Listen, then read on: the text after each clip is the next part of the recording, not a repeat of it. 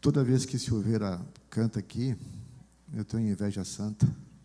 Um dia eu chego lá, mas também me desafia a trazer uma mensagem tão profunda quanto a sua interpretação. Meus irmãos, esses tempos, como eu falei, um tempo de refrigério, mas também um tempo de muita reflexão a respeito da palavra de Deus. Ali em Curitiba, nós passamos 2 semanas estudando, uma semana de forma virtual e uma semana presencial. Foram 11 horas de aula todos os dias. E aí você fica meio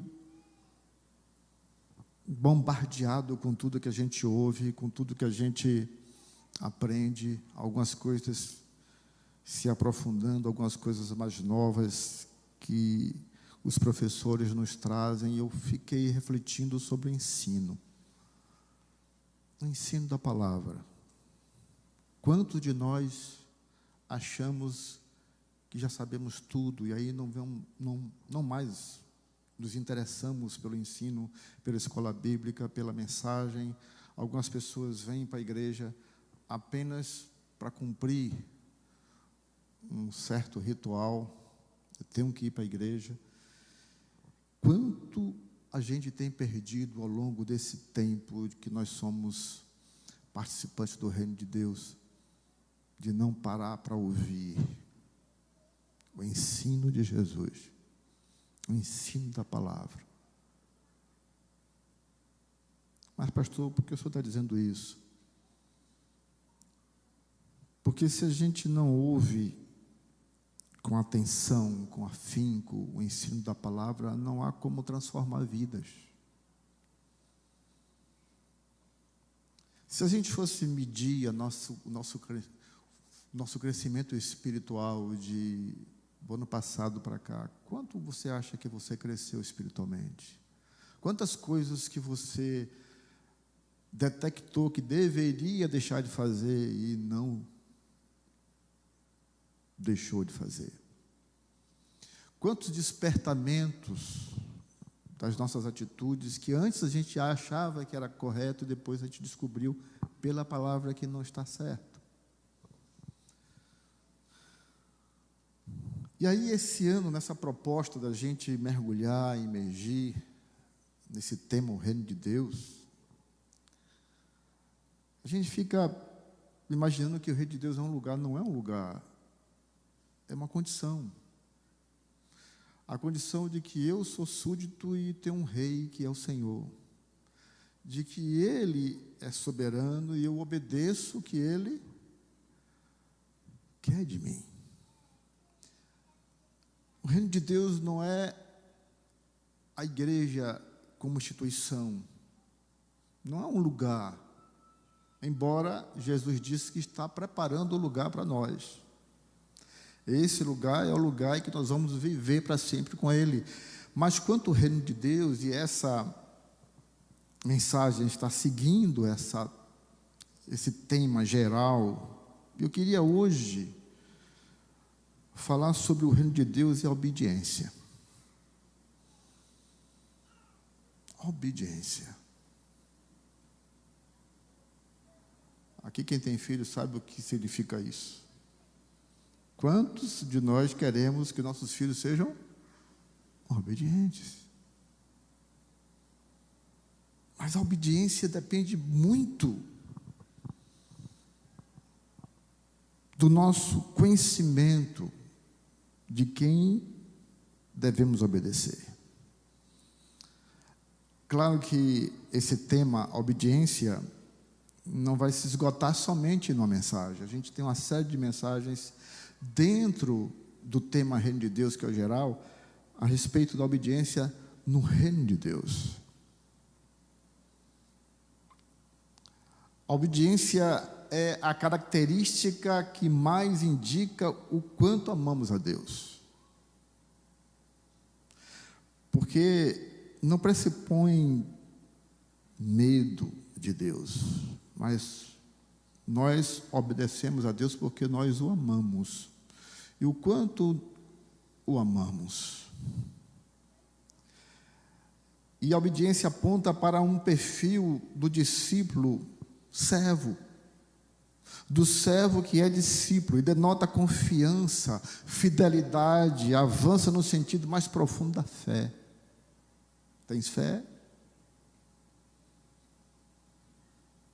Esse é o sentido mais profundo do amor, mais profundo da fé, é a obediência. Se você tem fé em Deus, então a demonstração mais convincente disso passa pela obediência a Ele. Você bate no peito, eu tenho fé, você bate no peito e diz, eu amo a Deus. A demonstração disso é a obediência. Se você ama a Deus, então vai querer obedecê-lo. Vai querer, mesmo que de vez em quando a gente venha a desobedecê-lo, mas no seu coração você vai querer ardentemente obedecer a Deus. E isso é um fato, isso não é uma teoria, isso é fato. E nesses próximos domingos, nós vamos mergulhar nesse tema da obediência, tão importante para quem é o servo no reino de Deus. E eu acho isso tão profundo, esse tema da obediência, que eu escolhi um texto, eu sei que os irmãos conhecem, mas é talvez o mais profundo, sem falar em Jesus, é claro, da demonstração dessa obediência. É Abraão. Gênesis 22, de 15 a 18, inicialmente a gente vai debruçar esse tema a partir da vida de Abraão, da obediência dele, do ministério dele, da missão dele, que tudo aquilo que tem na Bíblia é uma demonstração de que a gente deve seguir ou não seguir, a obediência através de exemplo. E esse personagem fantástico que é Abraão, é o pai de um povo, onde nasceu o povo de Deus. Diz assim a palavra de Deus: pela segunda vez, o anjo do Senhor chamou do céu a Abraão e disse, juro por mim mesmo, declara o Senhor, que por ter feito o que fez, não me negando o seu filho, o seu único filho, esteja certo de que o abençoarei e farei seus descendentes tão numerosos como as estrelas do céu e como a areia das praias do mar. Sua descendência conquistará as cidades dos que lhe forem inimigos, e por meio dela todos os povos da terra serão abençoados, porque você me obedeceu. Pai, nós queremos agradecer ao Senhor pelos teus ensinos. Nós estamos aqui como igreja, com os nossos corações e mentes abertos para ouvir a tua palavra. Só ela nos molda, só ela nos alimenta e só ela nos dá direção. Que nesse momento, somente a voz do teu Espírito seja ouvida nesse lugar. Em nome de Jesus. Meus irmãos, o que é que ensina esse texto, essa passagem? É claro que eu comecei pelo final. Mas o que é que nos ensina? A gente está aqui para aprender. Aprender e aplicar. Não apenas aprender, conhecer e ficar com o coração cheio e não colocar isso para fora como testemunho, como forma de ação que demonstra essa obediência. Aqui se observa as consequências de uma obediência profunda a Deus. Por que eu estou chamando de obediência profunda? Os irmãos que já conhecem a história sabem o que foi que Deus pediu para Abraão, mas aqueles que ainda não sabem, meus irmãos, isso aqui não é para qualquer pessoa, a não ser aqueles que são realmente fiéis ao Senhor. E eu vou explicar por quê ao longo da nossa mensagem, da nossa reflexão. Antes de analisar as consequências de uma obediência profunda, nós vamos relembrar o que levou Deus a exaltar a obediência desse marcante personagem bíblico chamado Abraão. Primeira coisa, essa primeira fase da obediência começa com um pedido de Deus a Abraão. Olha só que pedido, você que tem filho aí. 22, de 1 a 2.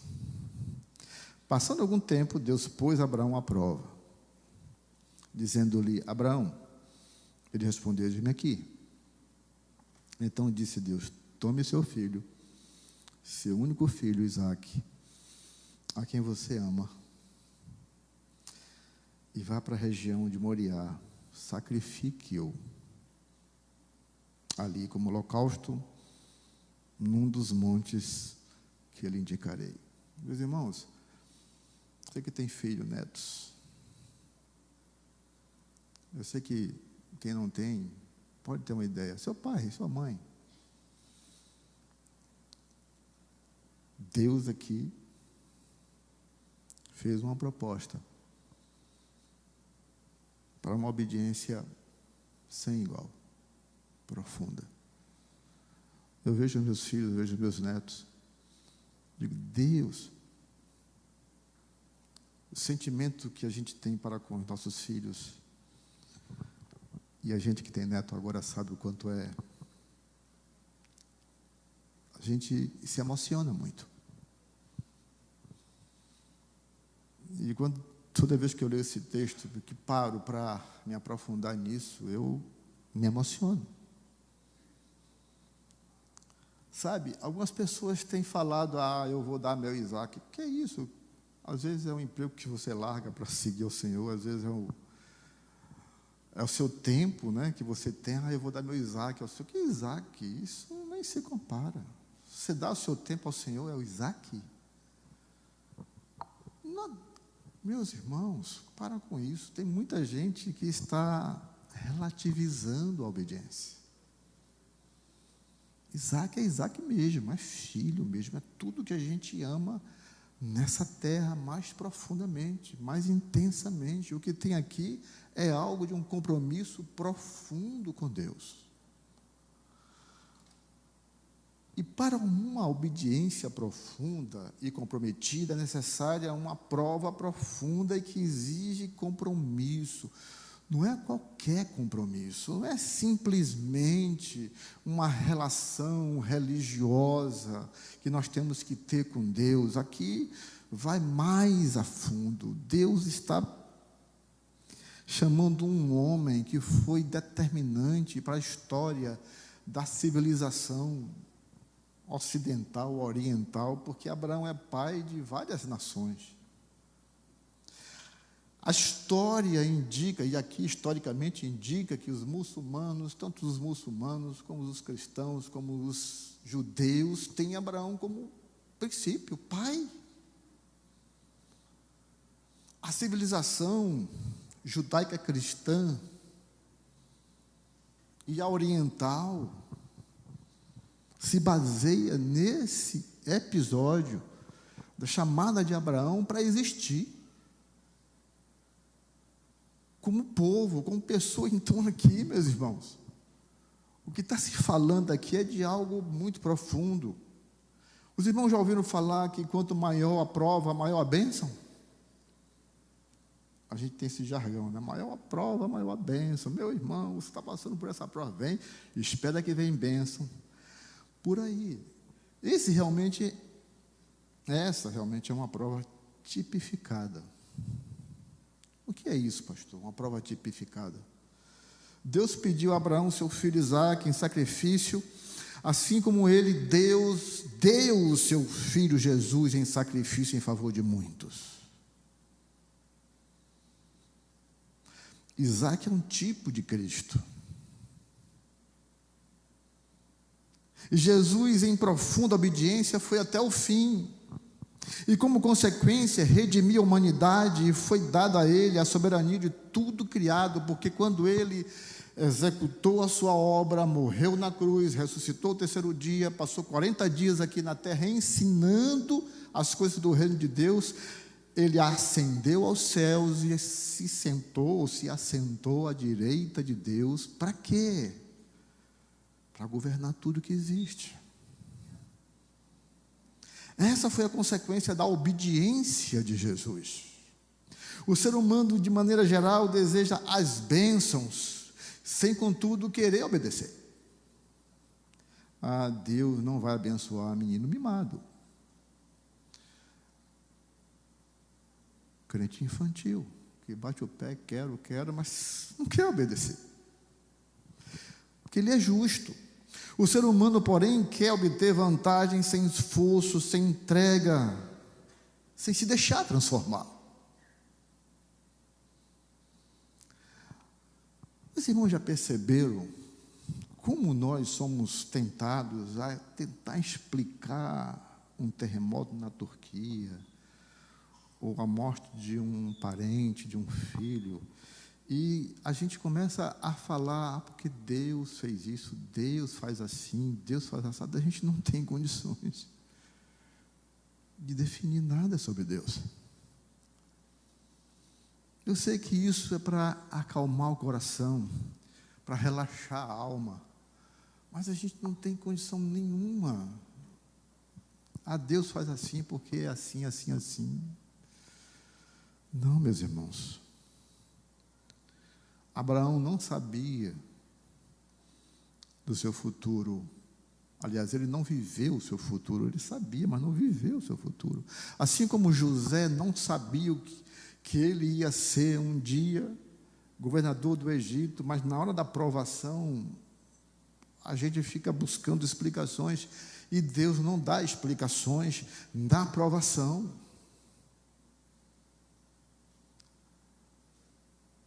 Porque muito recurso na mão de um homem instável pode ser um caos. Muito recurso na mão de um homem desobediente pode ser um caos. Muito recurso na mão de alguém que não foi transformado é um caos. Muitas bênçãos na vida de muitos crentes instáveis pode ser um caos, pode ser abandono até da fé. Sacrificar o que mais amamos aqui na terra, em função da obediência a Deus, demonstra grande maturidade espiritual, enorme confiança nas promessas de Deus, e o melhor, nada perdemos, só ganhamos. Mas eu preciso identificar o que é que Deus quer de mim. Mesmo sem ter respostas do que aquilo significa, mas a certeza de que Deus está com a gente. Eu não quero saber, eu não preciso saber, senão não seria obediência. O que vai acontecer quando eu entrego alguma coisa que tanto amo, que tanto quero? Eu sei que vai ser algo muito profundo, eu não sei o que é. Mas Deus faz assim. E Abraão fez exatamente o que Deus pediu.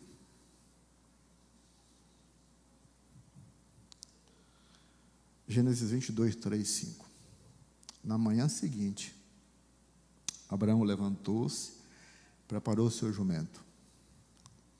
Levou consigo 2 de seus servos, e Isaque, seu filho. Depois de cortar lenha para o holocausto, partiu em direção ao lugar que Deus havia lhe indicado. No 3º dia de viagem, Abraão olhou e viu o lugar ao longe. Disse a seus servos: fiquem aqui com o jumento, enquanto eu e o rapaz vamos até lá. Depois de adorarmos, voltaremos. Gente, que é isso? Os irmãos fazem um paralelo com Getsemane. Fique aqui enquanto vou ali orar. Fique aqui enquanto vou ali adorar. Abraão estava certo de que o que ele ia fazer era adoração.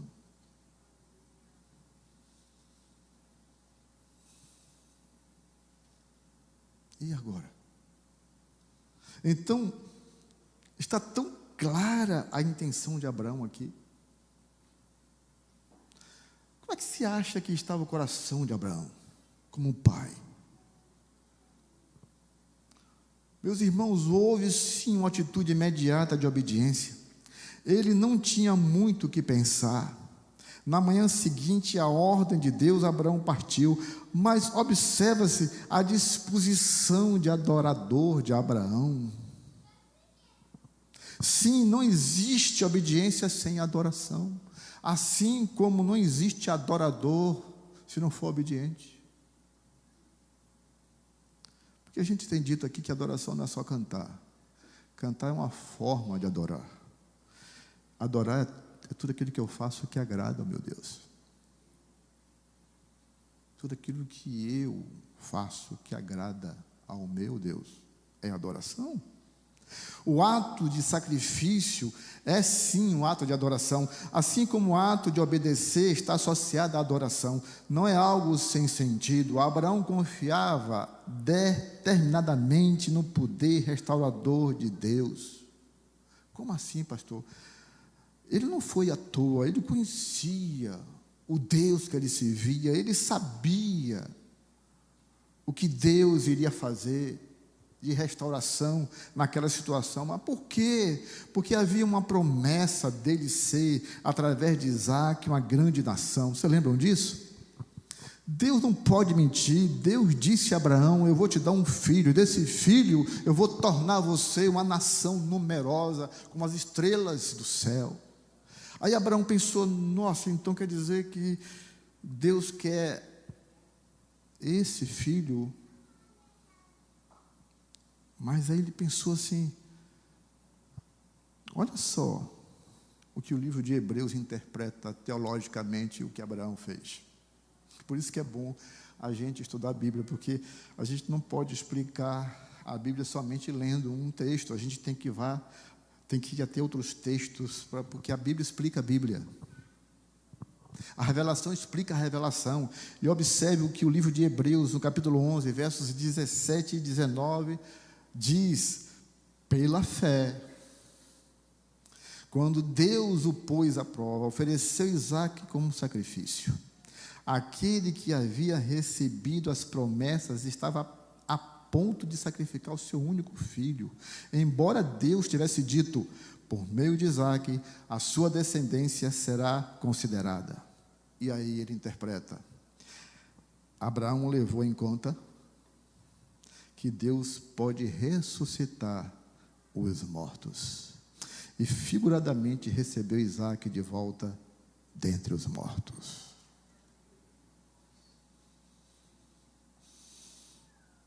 Abraão não pensou assim: nossa Deus, tu me promete, agora toma. Abraão pensou: a tua promessa é fiel. Se o Senhor está pedindo o meu filho em sacrifício, o Senhor vai ressuscitá-lo. Meus irmãos, olha aí a explicação espiritual para a atitude de Abraão. Não foi algo sem sentido, de uma emoção louca e de boca para fora. Abraão tinha um respaldo espiritual profundo ao fazer isso. Não foi de qualquer jeito. Vou repetir isso. Não foi de qualquer jeito. A nossa relação com Deus precisa ser responsável. A nossa conversão não foi e nem deve ser apenas a base da emoção. Portanto, cuidado com suas emoções. Cuidado com o que você acha ao se lançar numa aventura que você julga ser espiritual. Cuidado com os que dizem a você: olha, você parece que foi chamado, você tem uma pregação legal. Cuidado, não são as pessoas que te chamam, é Deus que te chama. A missão não pode ser feita por quem acha que foi chamado. Deus prova não para saber se somos a pessoa certa, Ele já sabe. Ele prova para descartar os que pensam que são, mas não são. Porque se Deus pedisse qualquer filho que não fosse a Abraão, ninguém ia fazer isso. Ele pediu a Abraão porque sabia quem era Abraão. Os que não são, fogem da prova. Os que não são chamados, fogem da prova. E até quando são provados, dizem que é Satanás que está fazendo sofrer.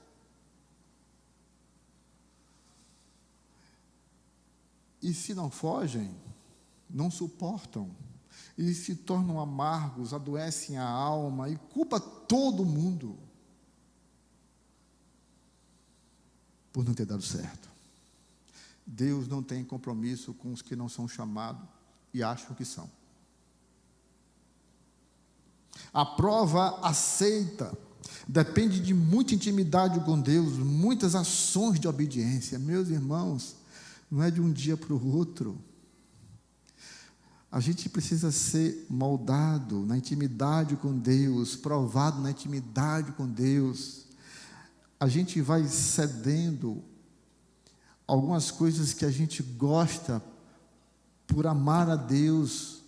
A gente vai se moldando à vontade dEle, e para isso a gente precisa rejeitar algumas coisas que estão em nós e que a gente gosta. E a gente vai deixando de fazer.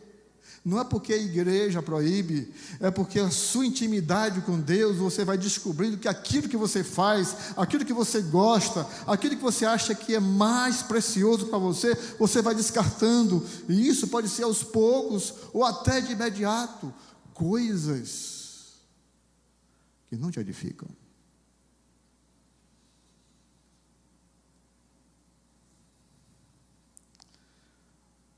E aí, meus irmãos, desenrolar da história, dessa história, foi que nos deu uma ideia completa da situação.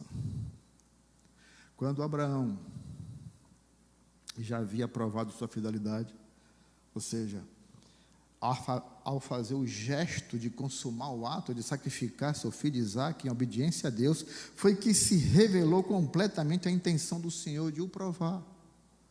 Porque até então, para Abraão, ele tinha que fazer, e ele ia fazer. Deus conhece os nossos corações, e às vezes não é preciso consumar o ato da obediência, pois Deus sabe quem vai até as últimas consequências para obedecê-lo. Não é uma obediência cega, é uma obediência porque sabe que o que Deus está pedindo para a gente é o que deve ser feito. E o seu reino é constituído de fiéis, é constituído de pessoas redimidas, salvas, entregues. Em sua companhia só anda quem tem profunda intimidade com a sua santidade. E não vem me dizer, meus irmãos, que a igreja contemporânea, a igreja atual, precisa de trazer nos cultos coisas diferentes, estranhas à santidade de Deus para atrair as pessoas. E é o que está acontecendo. Uma igreja contemporânea, moderna, não se amolda, a não ser a palavra.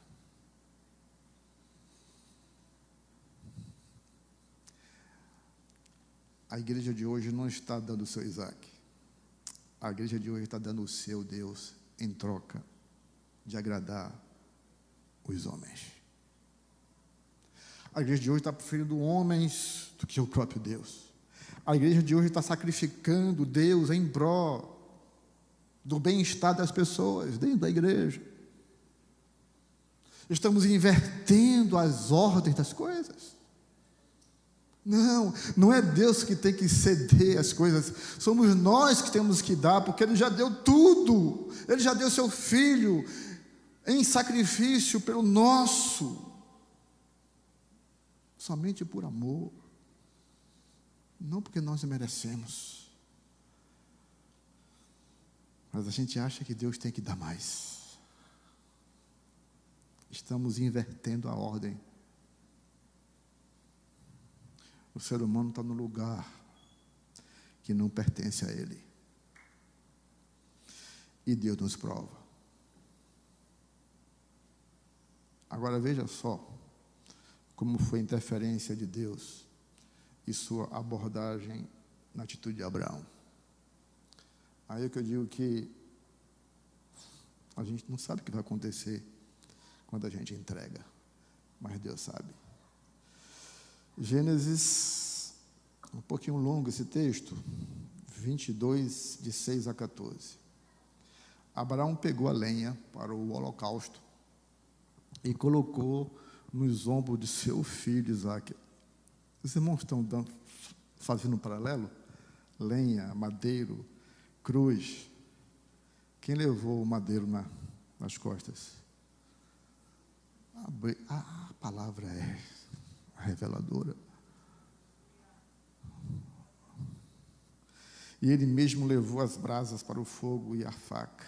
E caminhando os dois juntos, pai e filho juntos, Deus e Jesus juntos,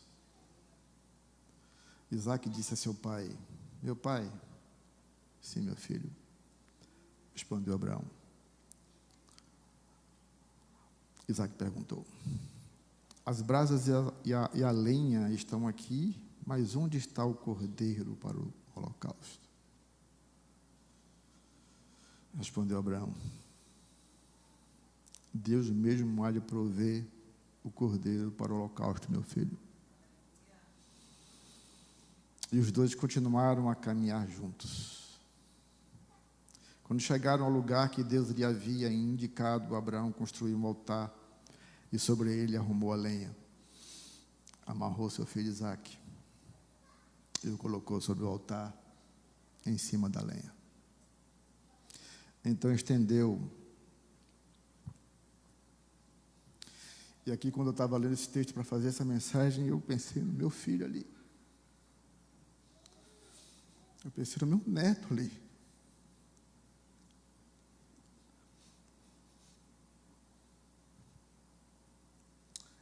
E eu vi que Deus quer não um sacrifício, mas um compromisso profundo com Ele.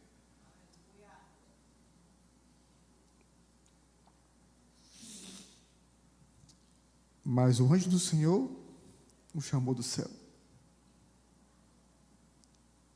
Abraão, Abraão. E ele disse: eis-me aqui, respondeu. Não toque no rapaz. Disse o anjo: não lhe faça nada. Agora sei. Na verdade, Deus já sabia, né? Agora eu sei que você sabe que teme a Deus, porque não me negou seu filho, o seu único filho. Ao paralelo de novo, o tipo de, pastor, Deus maravilhoso, o único filho, unigênito do Pai. Abraão ergueu os olhos e viu um carneiro, ou um cordeiro, outras versões dizem um cordeiro preso pelos chifres no arbusto. Foi lá pegá-lo e o sacrificou como holocausto em lugar de seu filho. Quem ocupou o nosso lugar no sacrifício? Cordeiro de Deus que tira o pecado do mundo. Aleluia. Abraão ergueu os olhos. Aliás, Abraão deu àquele lugar o nome do Senhor proverá.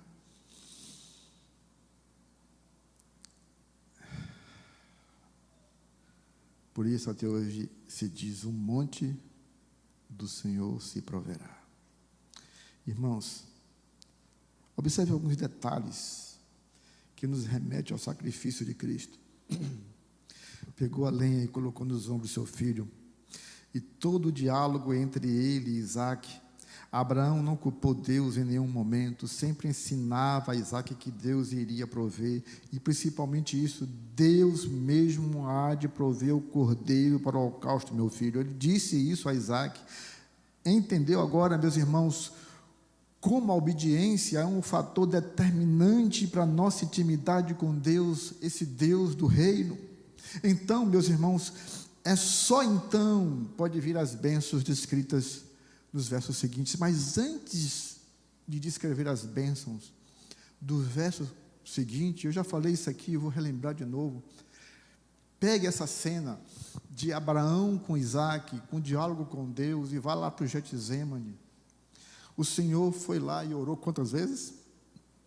3 vezes. Senhor, passa de mim esse cálice, porém, não seja a minha vontade, mas a tua vontade. Aí voltava, encontrava os discípulos dormindo, e voltou de novo, 3 vezes ele fez isso. Isaac perguntou: Senhor, meu pai, está aqui a lenha, está aqui o altar, está aqui o cutelo, onde está o cordeiro? E Abraão respondeu: Deus proverá. Mas lá no Getsêmani, Jesus fez a mesma pergunta: Senhor, cadê o cordeiro? Deus não disse: eu vou prover. Disse: você é o cordeiro, meu filho. Você é o cordeiro. Como não amar Jesus?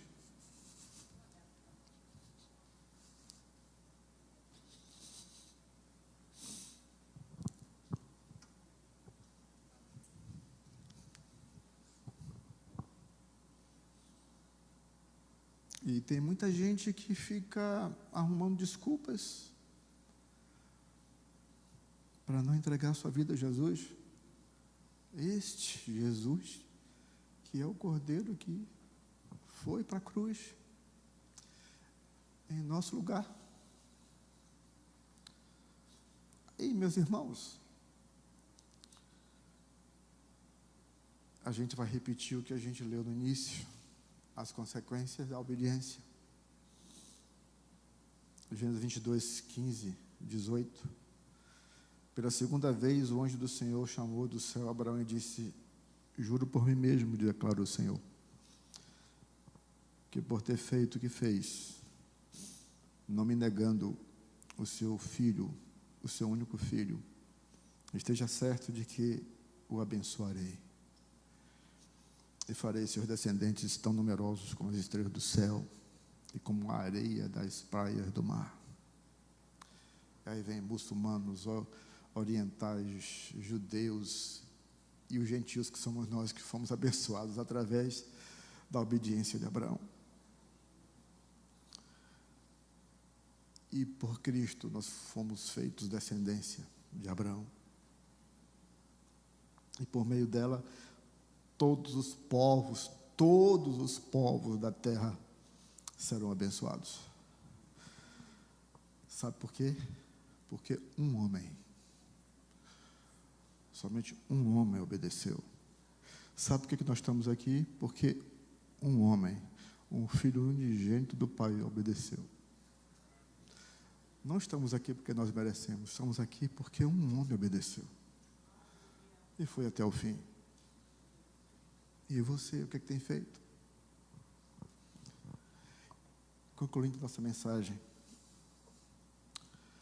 desejar bênçãos sem a disposição de obedecer a Deus é o mesmo que querer ser um profissional sem se especializar.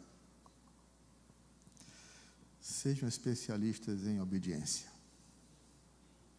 Aí você vai ver que as bênçãos dos céus serão derramadas nesse tempo, nessa vida, e lá com Jesus os galardões serão ainda maiores. A questão aqui é a ação de obedecer, e não apenas dizer que é obediente. A missão do reino exige obediência. A questão aqui não é se chamar filho de Deus, é agir como tal. Vou repetir isso. A questão aqui não é se achar e nem se chamar filho de Deus, é agir como tal. E para agir como tal precisa de renúncia, precisa de entrega. Sabe qual é o melhor de você? Para Deus é você. Sabe qual é o seu Isaac? É você. Porque quando a gente entrega a nossa vida a Jesus, nós estamos renunciando tudo que nos impede de entrar no reino. E o primeiro passo para a obediência consciente, é entregar a sua vida a Ele, ao Cordeiro de Deus, que tirou o pecado do mundo. Assim como Abraão fez. Ele entregou o que tinha de mais precioso. Isaac era precioso para Abraão. Sua vida é muito preciosa. A sua vida é muito preciosa para permanecer fora do reino de Deus. Deseja ser obediente? Então entregue a sua vida agora ao Cordeiro que tomou o seu lugar, morreu por você, para te dar a oportunidade de você morar com Deus definitivamente.